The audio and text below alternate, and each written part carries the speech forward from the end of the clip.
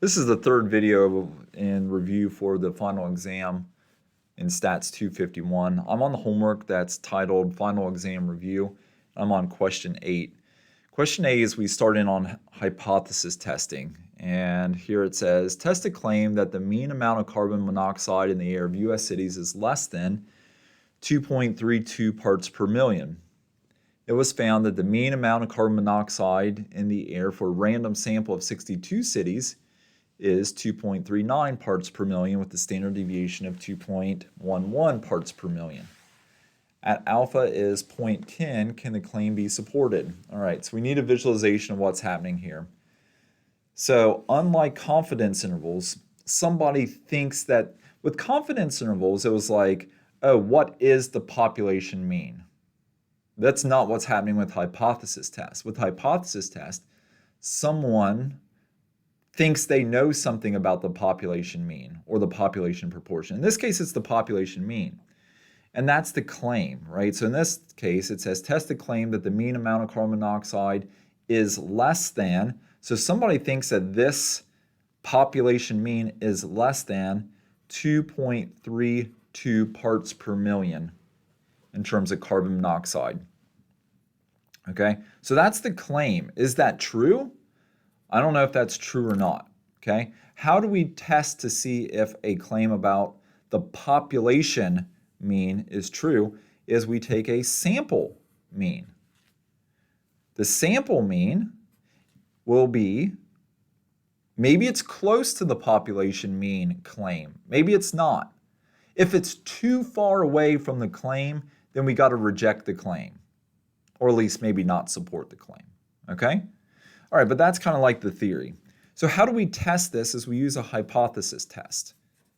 And the first part about the hypothesis test is you have to state the null and the alternative hypothesis. One of these two will be the claim. So look up at the claim. If the claim does not have a statement of equality, if it doesn't have an equal sign, either below the inequality or equal sign straight up, then if it doesn't have a statement of equality, it's the alternative hypothesis. So in this case, the claim is the alternative hypothesis. So I'm going to circle that and remind myself that that's the claim. The null hypothesis then is the opposite. The opposite of less than is greater than. But don't forget the equal to, because the null hypothesis has to have a statement of equality. Greater than or equal to 2.32. All right, that's step one. So let's go ahead and tell them that that's the null and the alternative hypothesis. The null hypothesis, we're testing the mean, and this is going to be a greater than or equal to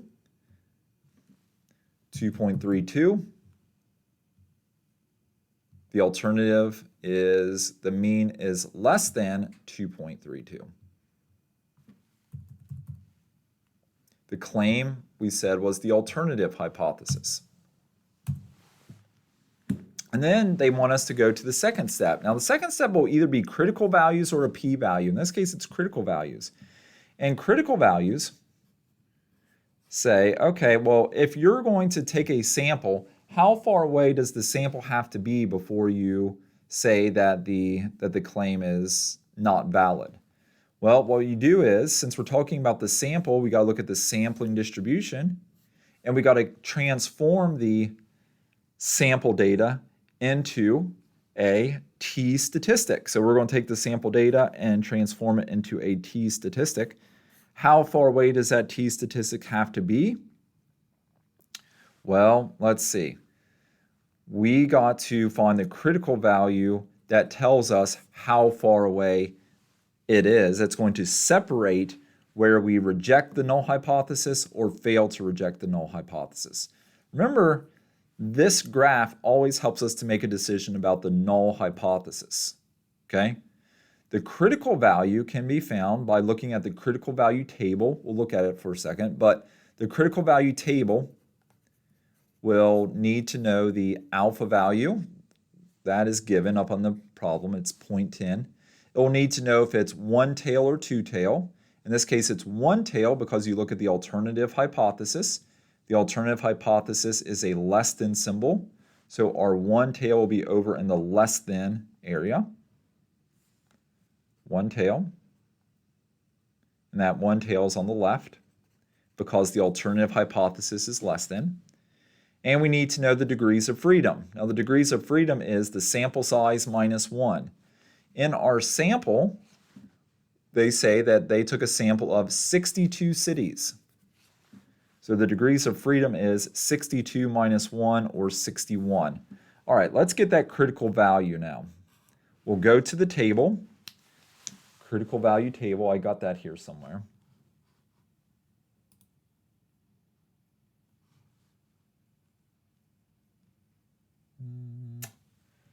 Where is it? There it is.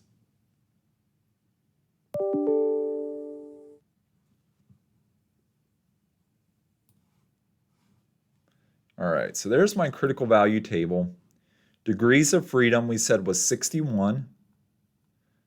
So 61 degrees of freedom. There we probably need to go up. We'll see. Let's see. Let's go 2.6. I don't know. 61 is pretty close to 60, isn't it? 2.66. I'm going to see if they'll accept that. 2.66. And since it's on the left, it's going to have to be negative 2.6 something. Let's see. Round to 2 decimal places. I think it's negative 2.66. Negative 2.66. Okay, fair enough. Maybe I need to go up then. You know, one way that we could do this, if I'm having trouble finding the critical value, I could use StatCrunch. It's not a preferred method, but let me show you how you could use StatCrunch. So if you go to your StatCrunch and you go to find the critical values, usually we use the critical table, so I don't like to do this, but we could go to Stat, Calculator, and this is a T calculator, right? T. The degrees of freedom are, oh, wait a minute. I don't know what, I was all flustered here. That's okay, I'm committed now, but I think I've read my table wrong. I didn't even pay attention to one tail or two tail. I don't know what I'm doing here. What is this? One tail at 0.10. That's right, one tail at 0.10. Okay. One tail at 0.10 is 1.296. Pretty close to 60. So it's right there. Let's see what StatCrunch has to say. Let's see how close that is to what StatCrunch. Degrees of freedom. What did we say? 61 degrees of freedom. And I want it to cover 10% of that left side. Let's see if that's it. 10% of the left side. Does that look like it's about 10%? Yeah, look, 10%, 0.10 of the left side. 1.295, or negative 1.30. That's pretty close to what the table was saying, right? One tail, 10%.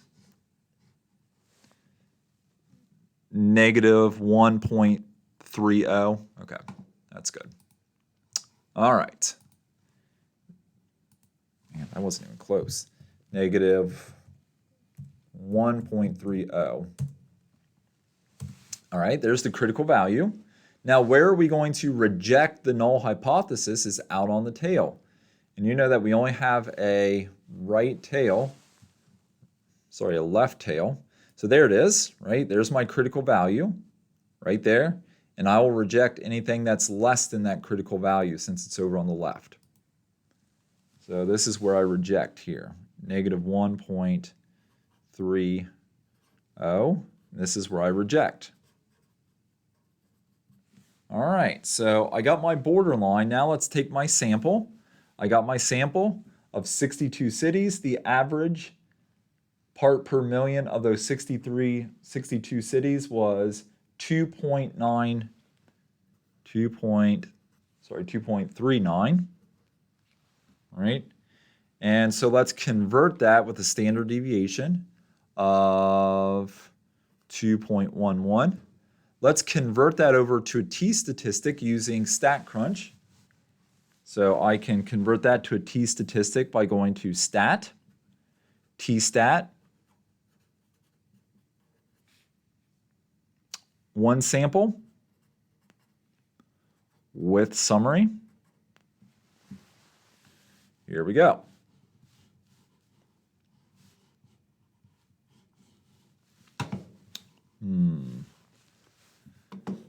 Gotta find my StatCrunch there. Here we go.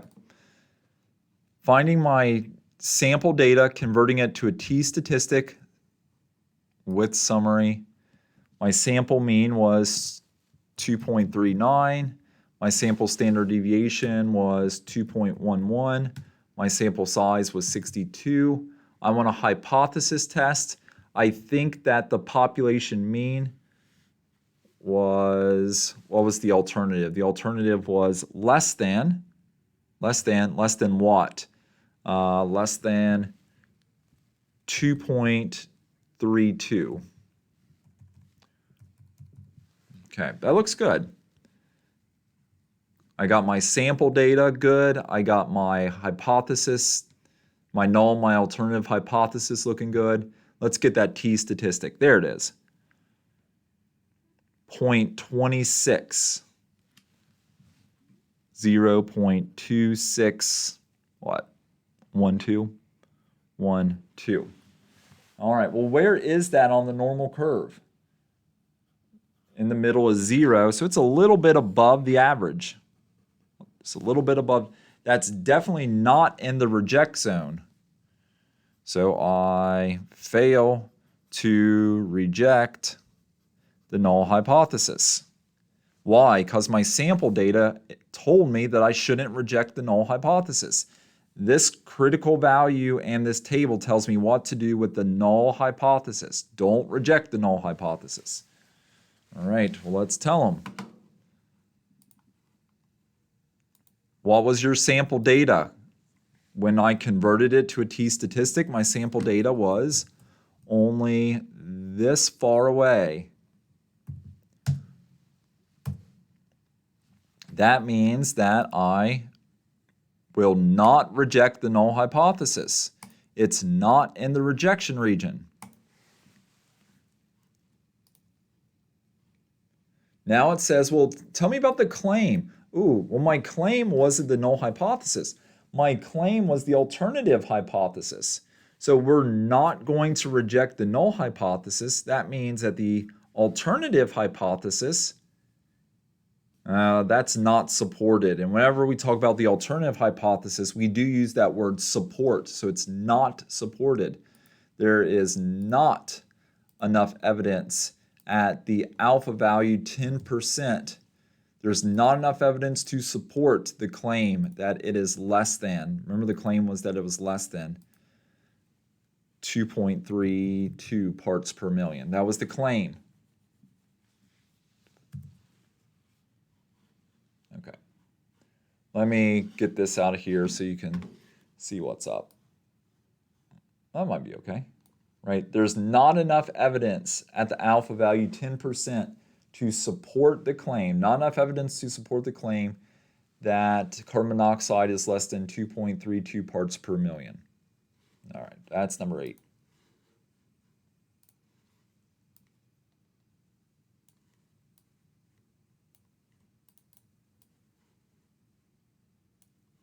All right.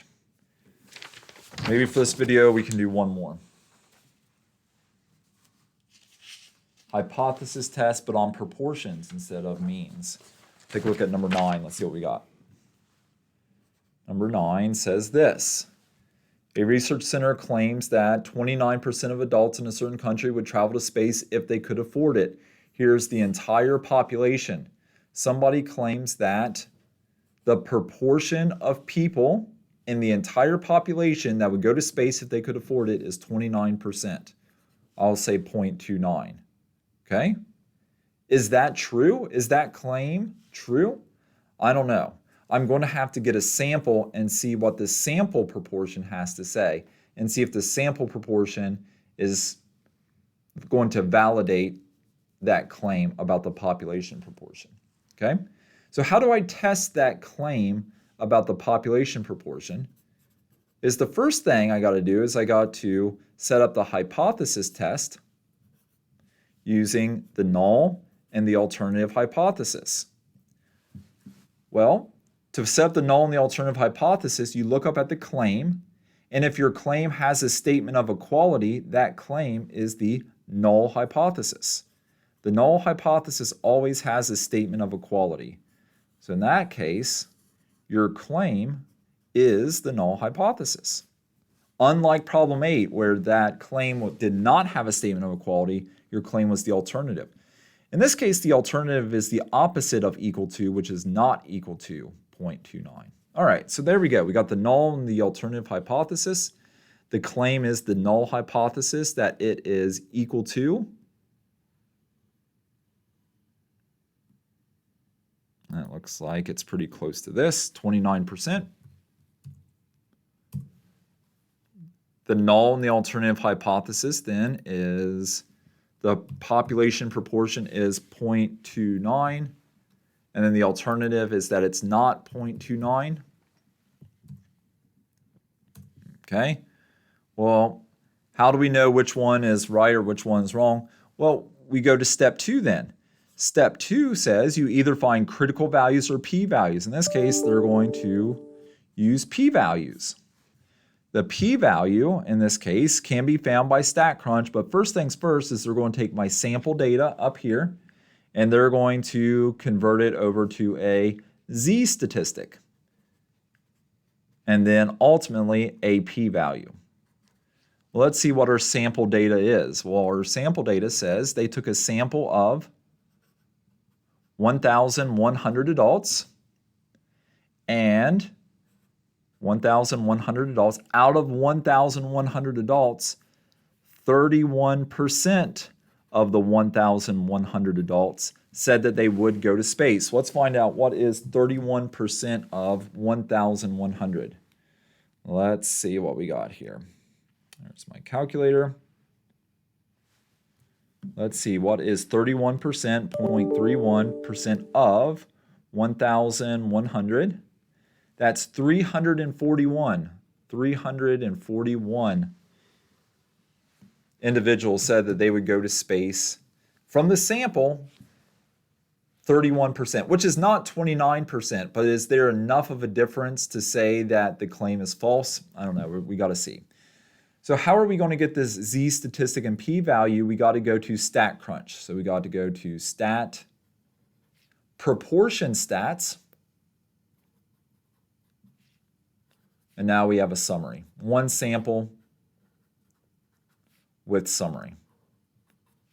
So let's go ahead and do that then.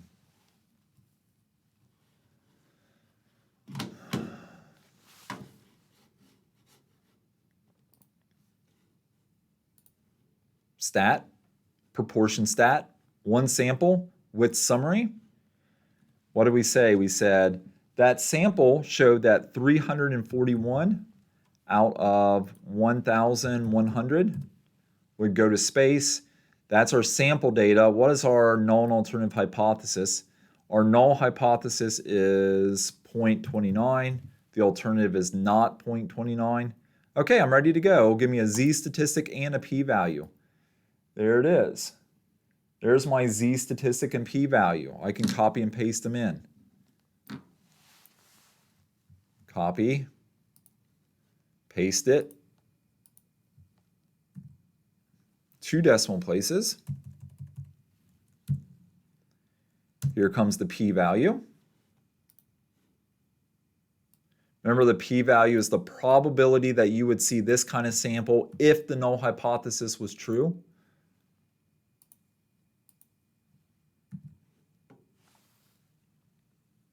Three decimal places. So if this null hypothesis is true, that 29% of the people would go to space if they could afford it, the probability that you would see this kind of sample is like a 14% probability. Okay? So 0.144. When you have a p-value, what we always do with the p-value is we always compare it to the alpha value.